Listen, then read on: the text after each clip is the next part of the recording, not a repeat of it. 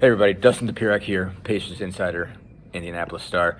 One more time at the Garden. Well, maybe one more time at the Garden.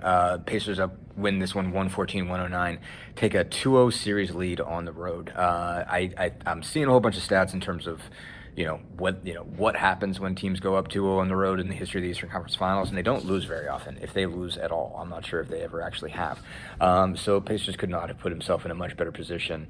Really remarkable stuff how quickly they've taken just utter control of this series. Obviously, Pascal Siakam tonight, 39 points.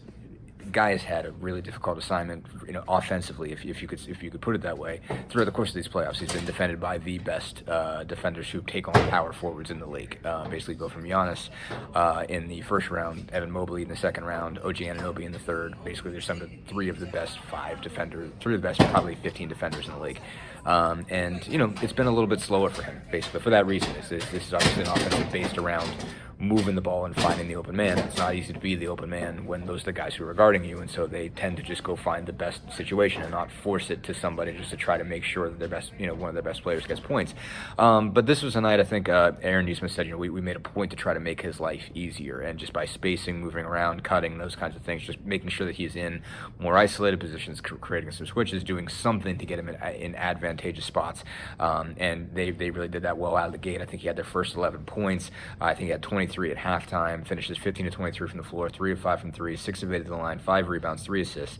Just kind of did everything. So that's getting that good of a performance to start with makes a big difference. But they had some other really important ones, especially by some real unsung heroes in this one. Miles Turner only had 3 points going into the fourth. He had 13 points in the fourth quarter. Big rebound that clinches it. Jalen Brunson took, I thought, a shot that didn't make a lot of sense to me, frankly. And Turner was at a rebound. It hit the last free throws to put this one away. Haliburton had 14 and 11 and 8. Nembhard and Nesmith had 12 each. TJ McConnell had 10, but Ben Shepherd, Tony Bradley, some really big important minutes. Shepherd was guarding Jalen Brunson, hit a couple really big threes, with I think +8 in his minutes. Guy that's really had a kind of a swing, role this year. Basically, obviously last year when Mathurin gets hurt, he has to step into kind of that main wing off the reserve role, and basically got a ton of minutes throughout the playoffs. This has really been a lot of up and down. He hasn't been as good, I don't think, this year as he was last year, but he's still stepping up a lot of situations when they needed him. They really didn't need him tonight. I thought he did a really good job on Brunson, just making him work. And obviously, the way it's gone with these playoffs is they can allow someone's best player to really have a big game. Basically, they can allow him to get 35. 35, 40, somewhere in that range. Just don't let them get 50. And that's what they've done. Basically, Brunson gets 36. I mean, between Brunson, Mitchell, and Giannis, all three of those guys have had monster games. They've still managed to win all those games. But I think Shepherd did good. Tony Bradley did pretty good. A lot of pieces come together for this group. They're up 2-0.